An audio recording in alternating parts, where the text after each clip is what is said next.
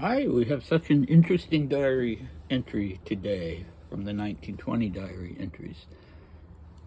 So, not a lot is happening. It's not really advancing the plot, so to speak, but it's nonetheless full of interesting things and people. All right, so before we start, there is this family with the surname Ivanov hyphen something. And I don't know what the something is. So I'm going to stop saying blank and just refer to them as Ivanov and Ivanovskaya. Okay, so here we go. 29th December 1920, Wednesday, Monte Carlo, Hotel de Paris, room 237. I woke up in Cap d'Ale around 9:30 and breakfasted with everyone else. Naturally, Malia was full of insinuations of every kind with respect to the night before, but the mood was good overall. I ended up back in Monte Carlo at 11 o'clock. Maria, Gulia, and I went to Nice around 12 o'clock. Gulia's mood didn't seem any better. He was frightfully angry, hardly spoke to me, and turned his face away. It had a terrible effect on Maria. She just didn't know what to do or say, and the whole affair is very unpleasant for her in general with respect to the Polovtsovs, with whom she is living. In Nice, I lunched at the home of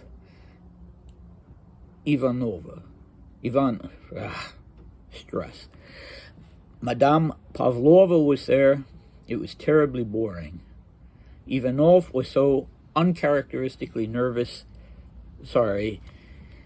Ivanova was so uncharacteristically nervous that she could hardly talk, and so it was very difficult to make conversation. After lunch, old General Ivanov arrived. He hasn't changed at all, and it was frightful for me.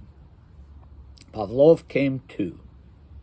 After 4 o'clock, I went to the Tolstoys again and found Zinaida Tolstoy at home. She annoys me. She annoys me terribly and was crying the whole time. That atmosphere of constant tears is probably terribly burdensome for her children. The only cheerful person there is old Babushka Tolstoy. I dined with May and a friend of hers at the Carlton in Monte Carlo. The friend is Russian, a female doctor. There was also a certain fellow by the name of Gavriil. It was a very successful dinner, as a result of which we all got a little drunk. We went to the casino for an hour and then returned to the Carlton, where we finally became numb. All right, so nothing really needs to be said about what was going on at Andre and Malia's villa. But this is day 3 of the tension between Dmitri and Gulia, and dragging Maria and Polovtsov into it as well. And Gulia is still not quite giving Dmitri the silent treatment, but still not really speaking to him or looking at him. And that's fairly inconvenient, considering that they are on this trip together and they can't really be apart for very long. And poor Maria, I do feel sorry for her, torn between her beloved younger brother and her husband. And I'm glad that Dmitri is thinking about the effect on her and not just thinking about himself. In fact, he seems more focused on her, which I give him credit for. So the Ivanovs and the Pavlovs, or Pavlova, as always, I don't know who they are. I don't know why old General Ivanov was somehow frightful for Dmitri. He's not saying that he was afraid of the man, but there was something, maybe it brought back a memory or something. I don't know. Or the guy was a bore or whatever. and a nice observation on his part about the effect that this might be having on the children of Zinaida Tolstoy. So this is clearly the Zinочка who Dmitri was referring to in a past diary entry, and I didn't know who she was. And, you know, it's very interesting to talk to members of that post-revolutionary generation. I never really had a chance to meet the people who were children or young adults and then left Russia with their parents after or during the revolution, but I did meet the ones that were born, say, in 1918, some of them, or in the 1920s, who didn't remember Russia at all, but felt very strongly connected in some cases to Imperial Russia. In other cases, I'm sure, like immigrants' children everywhere, in many cases they push back against their parents sort of dwelling on the past and wanting to continue the customs and traditions that they'd lived out their whole lives until whatever catastrophe had forced them to immigrate. And my sister-in-law immigrated to the U.S. from Laos when she was 18, I think, and she'd lived in refugee camps for 3 years before that. And there were indeed Russians who lived in refugee camps after the Russian Revolution, a lot of them, including a big group in Constantinople or Istanbul. So, you know, I've always found it interesting with my nieces and nephews. My brother and sister-in-law have 4 children, what their identity is in relation to their extended Lao family, and there's a cultural gap between them and the elder members of the family. And in fact, when he was in middle school, my nephew decided to start a communist club. And I think that was sort of teenage rebellion because, yeah, I mean, his parents, his mother and his grandparents and his uncles and aunts had left Laos because of communism. But they tolerated it, and the school tolerated it, and briefly, about 70 kids decided that they were going to join, and then the whole thing just, ran its course and faded. Nobody made a fuss out of it, over it, and that was good. All right, so, I was told by some people that Dimitri's wife was worried about that with him and with their son, that their son was going to be, not just with his father, but with these Russian emigres in general, that he was going to be, raised in this atmosphere of this sort of bittersweet, wistful memories of the past. But in this case, Dmitri himself is commenting that it's probably not good for her children. I think her children were adults, but that it was, as he puts it, terribly burdensome for them, probably. And the only person among them who's cheerful is Babushka Tolstoy, so Grandma Tolstoy. All right. I forgot one whole line, and it's an important one. Good Lord, I'm out to lunch today. So after this afternoon that he spent with friends, he writes, on the way back to Monte Carlo, we ran into Nina and Gavrusha. So they're in Nice, if you recall, and Dmitri goes in one direction, and Maria and Gulia go in another, probably to visit Gulia's parents again. And on their way home, they ran into Nina and Gavrusha, who were living in Nice. And Nina and Gavrusha were Prince Gavriil Konstantinovich. And if you're following along with Dimitri's 1906 diaries, you know that Gavriil, was one of the 8 or 9 children of Grand Duke Konstantin Konstantinovich and Dimitri's Aunt Minnie. So he and Dmitri were first cousins, and he was older than Dmitri, so he would have been in his 30s. Dmitri was still in his 20s. And he wrote a volume of memoirs himself. I can't remember what it's called. Don't know if it's available in English, definitely in French and Russian. And he started using the title in exile, not at this point, but later on when Kirill proclaimed himself emperor in exile and started giving out titles. He promoted Gavriil to being not just a prince, but a Grand Duke. And Dmitri so much objected to that he avoided writing letters to Gavriil. Gavriil avoided writing to him, something like that, because he was afraid Dmitri would write back, and maybe when he put down the address, he would still say Prince Gavriil and not Grand Duke Gavriil. And this is something that Dmitri mentions in the Schatzalp diaries, or letters to his sister. So he and Gavriil were still friends. I think they liked each other. And so Gavriil and Nina. Nina was a ballet dancer like Malia Kshisinska, and she and Gavriil had been together since 1912, and they didn't waste any time at all.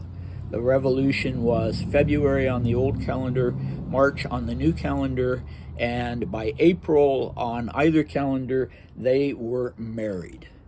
So, I can't say for sure, but it seems like they were fairly devoted to each other, since they'd been together since 1912, and then they got married right away.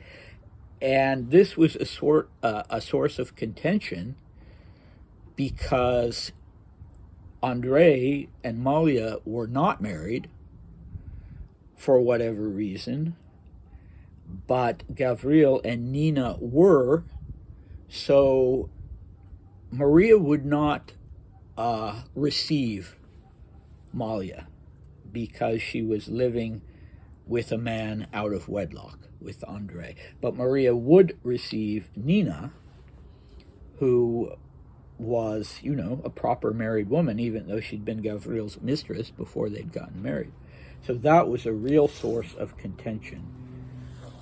And something that Malia and Andrei, they would come to Dmitri in tears, or Andrei did once, saying, you have to change your sister's mind about this.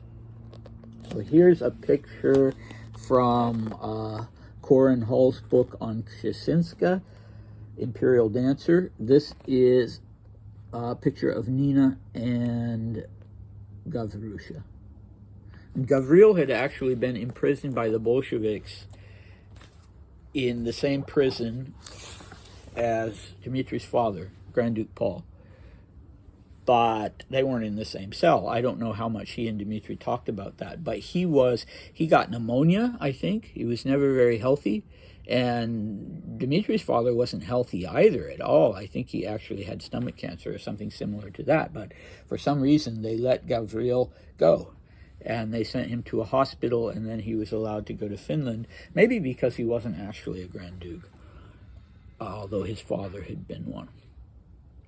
So that's them. And now the last paragraph, we have dinner. Dmitri's having dinner with May Dubasova, probably just as well that he's not going off and spending the evening with Maria and Gulia and the Polovtsovs. So they have dinner as a threesome, him, her, and this friend of hers who's a Russian female doctor. So that's interesting, good for her. And there was another man who joined them. And Dmitri doesn't give the name of the female doctor, but he does give the name of this person who he calls a certain fellow by the name of Gorlyand. And that is spelled, I'm just transliterating it from the Russian spelling, and it's Gurlyand. And what an interesting fellow this was. I'm not surprised that Dmitry mentions him by name. I wish he'd said more about him. So it's a very successful dinner. So they get on well. They have a great time.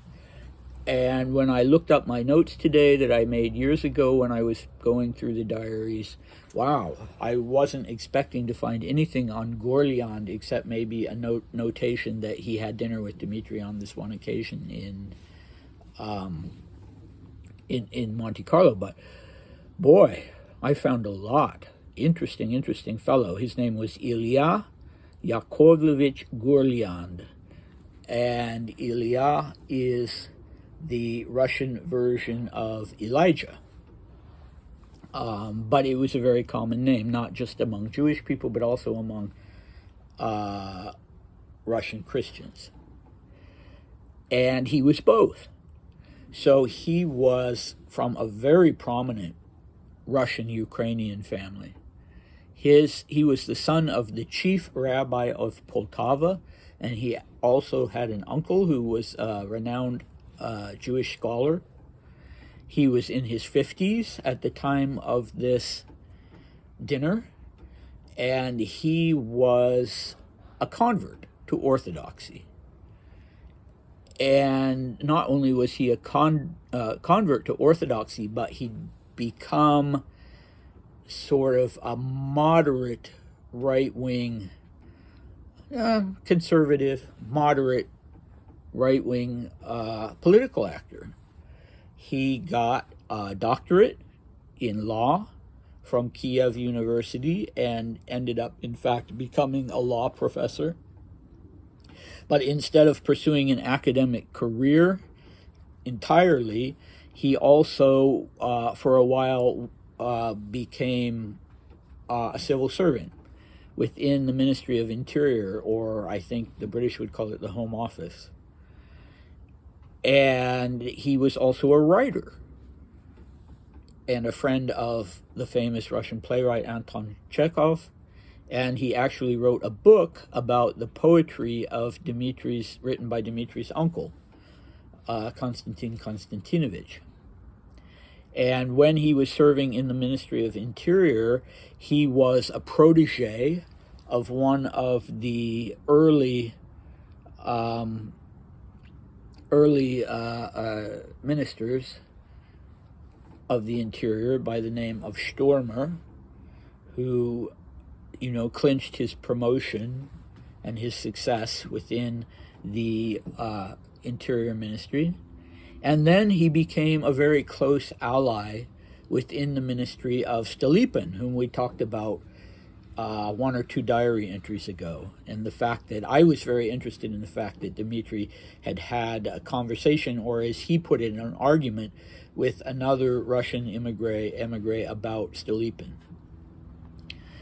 And I wonder if he and Gavriil actually talked about Stolypin.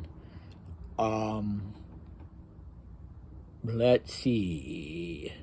So, a little bit more about him, about Gavriil. He was pro-autocracy, and he wrote even, is it accurate to call them right-wing? He wrote anti-socialist political pamphlets using a pseudonym. I think it was Vasiliev. And such an interesting guy. I so much wish Dmitry had talked about their conversation, but maybe it wasn't a very interesting conversation, because he says they got drunk, basically. They were having such a good time that they got drunk. Well, a little drunk, whatever that means. I mean, by the time they get to the Carlton, they're more than a little drunk, because they're basically numb. But, so that raises the question of where Dmitry stood in relation to drinking and alcohol, and we know, of course, the stereotype of the drunken Russian, or at least the hard drinking Russian, and I've heard different things. You don't see a lot of, he gets drunk from time to time, and he says, I got drunk. Almost always with other people. You don't see a lot of him talking about that or referring to alcohol. but I was told of by the nephew of an emigre in London, whose uncle knew Dmitri very well, that his uncle had told him that Dmitri was an alcoholic. And this I cannot comment on any further, except to say that I don't really see indications of that in the diaries, or any indication that that was a problem at Schatzalp when he was there, that was interfering, and it would have interfered if he'd been an alcoholic, that was interfering with his treatment. So, I don't know. But that is that for that diary entry, and I forgot to see if Gavriil is mentioned later in the diaries. Definitely an interesting context, so I hope he was. And I'll leave it at that. Thanks for watching, and come back next time. Bye.